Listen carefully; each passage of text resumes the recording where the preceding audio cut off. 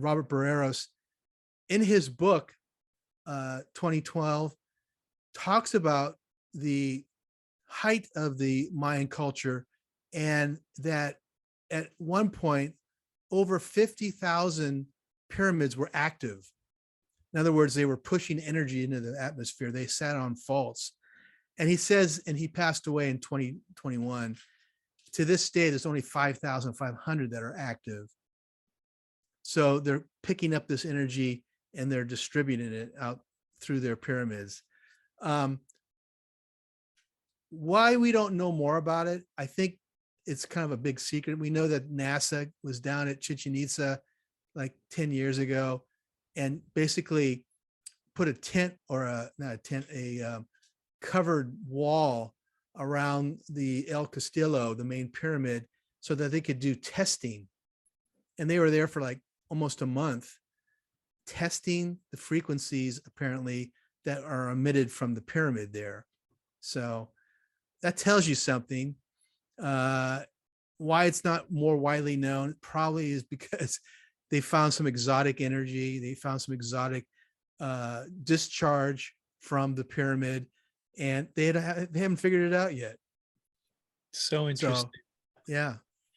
You know, in Pakal's tomb, on the lid, is the famous depictions of him seated in almost what looks like could be a flying machine, some kind of technological device.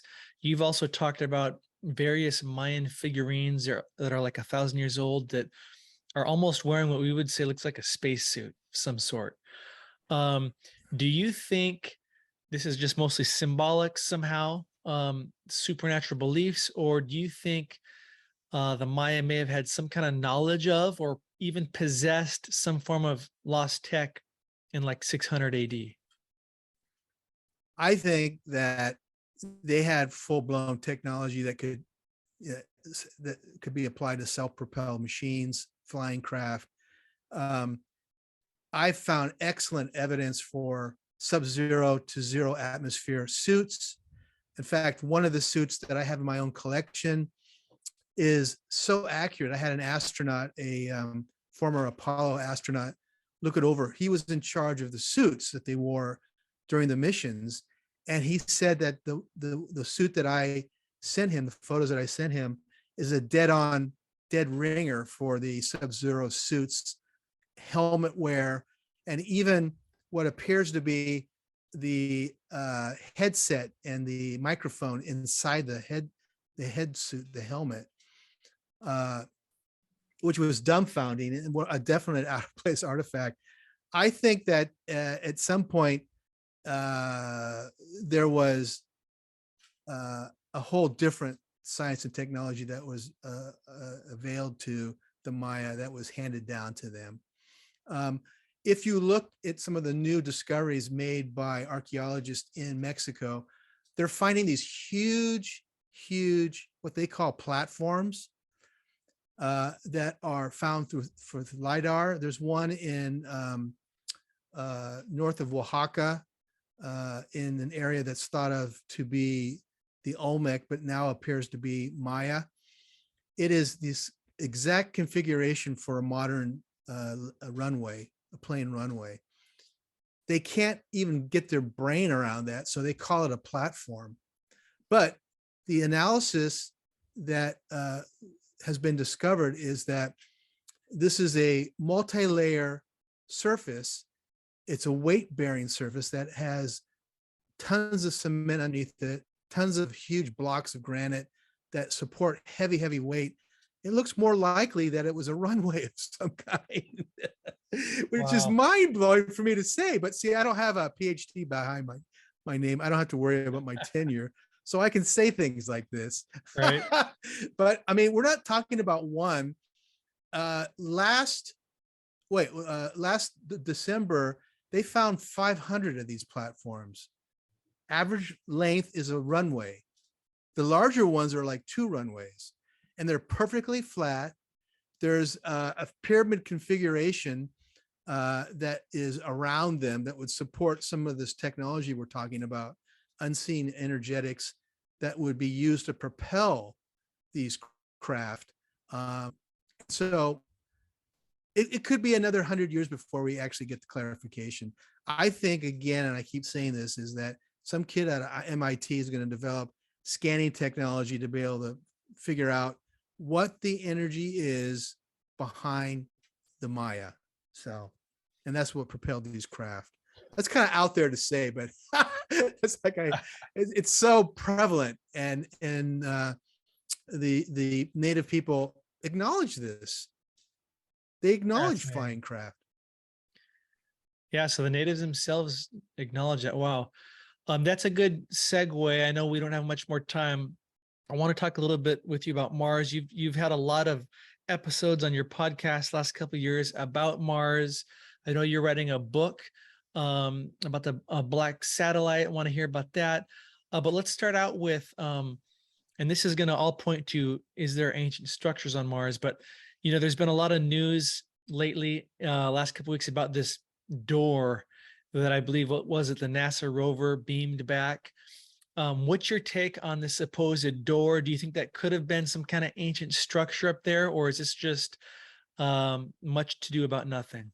I love the photos that come back. One of the big telling notes is that a lot of these photographs aren't really shown to what scale they truly are.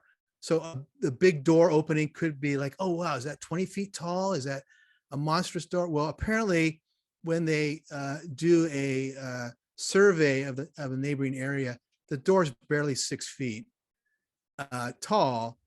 And it looks clean, and it could be, an opening. It's not really the smoking gun of anomalies that I've discovered on the surface of the planet. And honestly, I'm a little jaded because there's been a lot of other, over the years, there's been a lot of other supposed doorways and what appears to be openings to someplace. So it could be, very well could be. I think some of the other imagery that comes from the surface of the planet, especially things that look like engines, reflecting light from the sun, mechanical devices, which are plainly mechanical, they do not go noticed. Those are real out of place artifacts.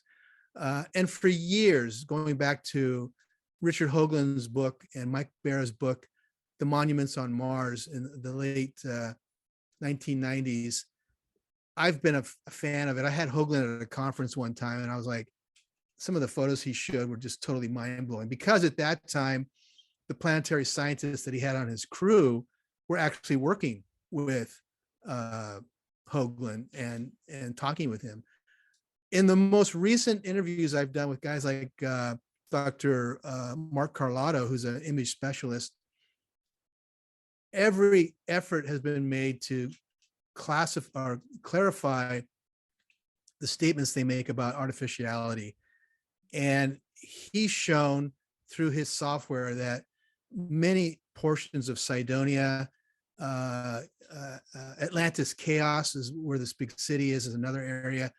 These are massive ruins. These are massive cities that have been laid to waste by some horrific event. And that event appears to be a nuclear detonation that happened over 100 million years ago. So when you hear that, you have to be thinking, what is a building going to look like that's got 100 million years on it? Is it going to be as crisp, angular with materials, or is the weather systems and the atmosphere going to begin to soften corners and make things rounded?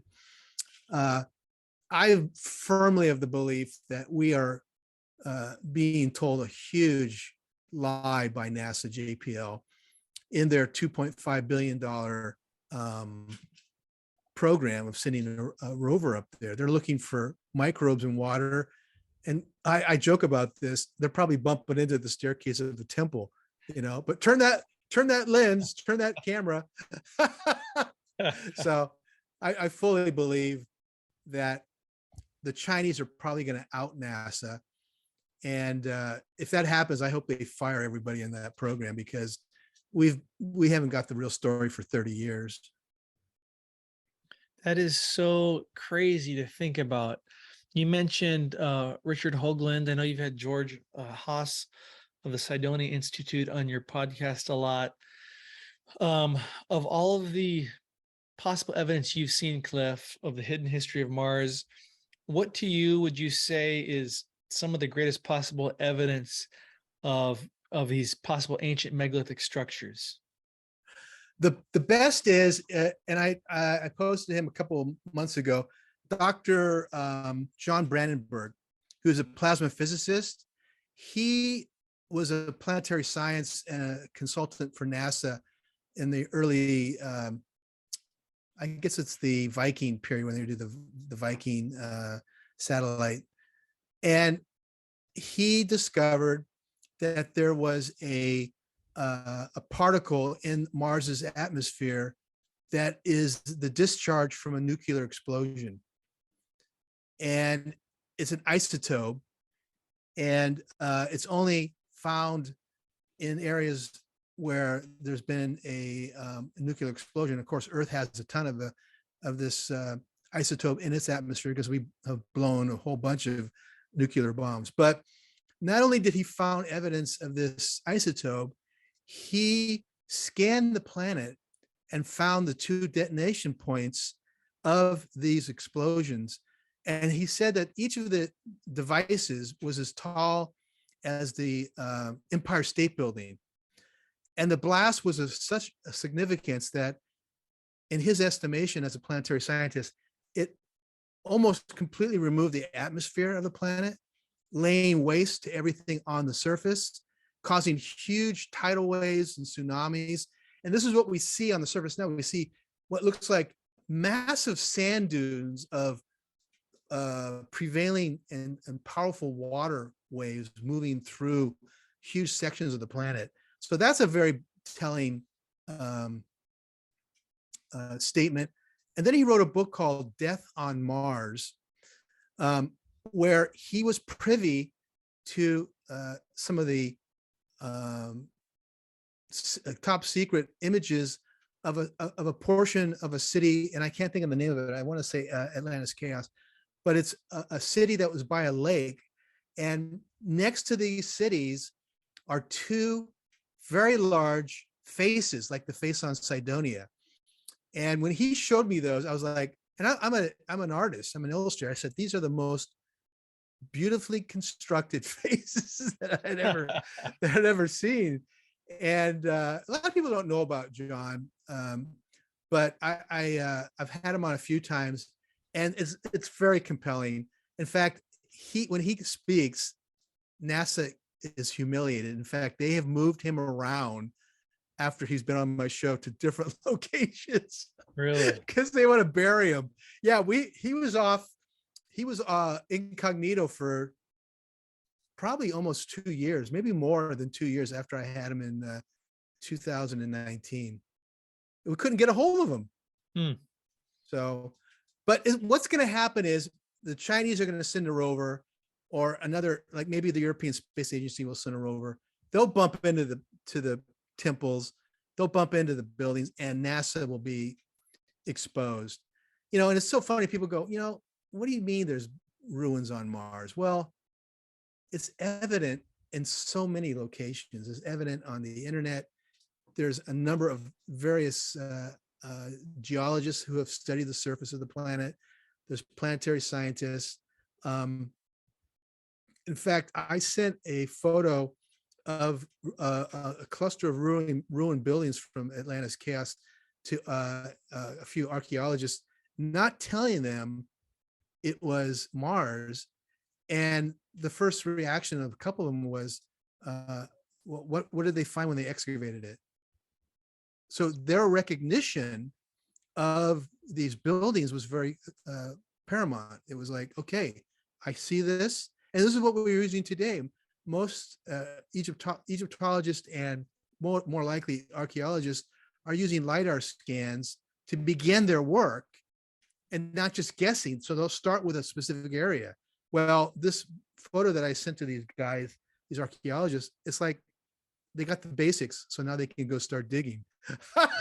What was their reaction when you told them, yeah, this is from Mars? One guy hung up after about 10 minutes because I think I embarrassed him. And the other guy said, oh no, that's like, someplace in South America, isn't it? Because it kind of looks like South America. He goes, I think he was just dumbfounded as to it could be on Mars. So Fascinating. Tell us about your book.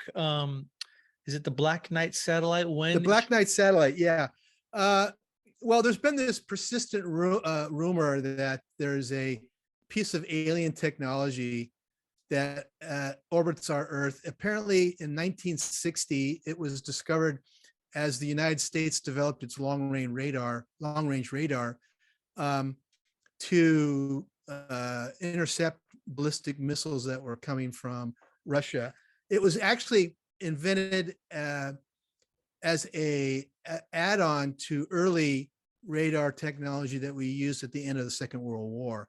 So it was pretty archaic.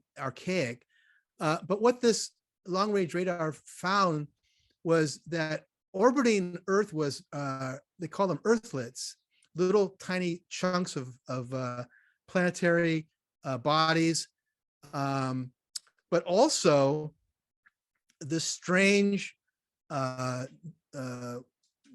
object that they termed the Black Knight satellite because it was found on a specific night. It was thought of as a they thought it was Russian technology, but it turned out to be too sophisticated for the Russians. And the real weird thing about it is that it changes its trajectory. So in other words, it will move and correct its orbit around the planet. To make a long story short, it is thought to have been ET. In fact, there's a new video coming out now by Billy Carson on the Black Knight satellite, and they all think it's ET. What I discovered, and I'm giving away a little bit of the book, is it is a piece of a relic technology from the Great War for Earth. That is the Mahabharata. It's listed in the Mahabharata. Approximately 8 to 12,000 years ago, an alien civilization tried to overtake Earth. And this is a piece of technology that's left from that war that is orbiting the Earth now. It's still functioning. By all indications, it's sentient, meaning it has consciousness. It not only corrects its trajectory, it has some form of nanotechnology, which allows it to morph into different shapes, to speed up, to slow down. There have been a couple of different shuttle missions where they tried to capture it and bring it into the bay of the shuttle. The thing's too smart for them. It moves out of the way of the big grip, the big hand. And I spent a good deal of time talking about the team of scientists that were assembled to study this device. So this book's probably going to be out next year. I don't know who the publisher is. I do know who wants to publish it. But it's a special piece that I have to be real careful with because I really don't want them to edit stuff out. There's really, really critical material that leads us to be thinking about other possibilities. The biggest one for me is that Earth has been populated by very sophisticated Earth-based humans, extremely sophisticated, developing technology that's mind-blowing. We get hints of it when we go to Egypt. We get hints of it when we go to India and we see the temples. We get a lot of hints of it in Maya land in South America. Tiwanaku is a great example. You've been there, you've seen it, and other parts of our planet. So, yeah, the Black Knight satellite is a fascinating topic, and I'm almost done. Not quite. I got a ways to go, but I'm getting there.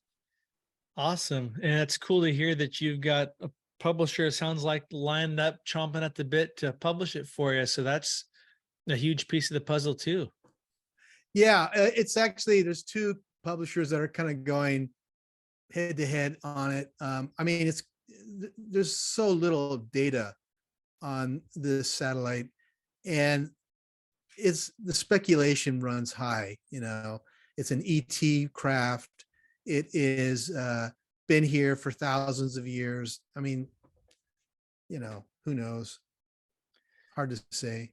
Well, that's exciting. Well, I want to honor your time. This has been a fascinating interview, Cliff. Thanks so much for joining me. And what's the best way for our audience to connect with you?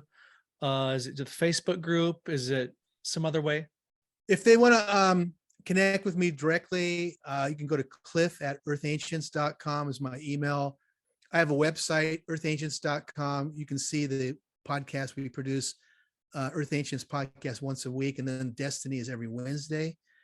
And we have a new YouTube page. And let me just get the data on that. It just had a company in London just put it up, and they're really short but to the point video productions. Hang on a second, and I'll give you the actual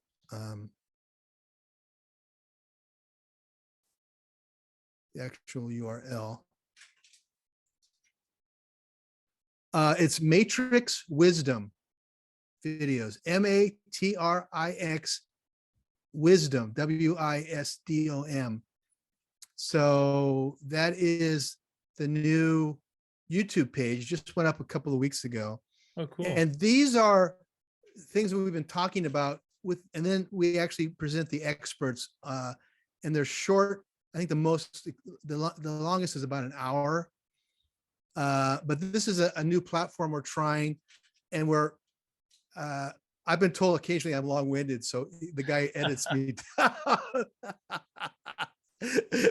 So yeah, Matrix Wisdom is the parent, and then this is the new channel for everybody from Graham Hancock, who's a best-selling author, into some of the newer research investigators looking at a lot of the problems I present on the podcast. So yeah, that's it.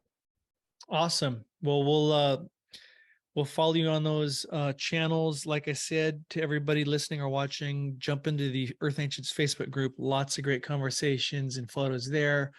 Obviously, subscribe to Earth Ancients podcast, and be looking for Cliff's book coming out next year. Cliff, thanks so much, my friend. A pleasure, D. I really enjoyed it. Thanks. We'll do it again. Thanks.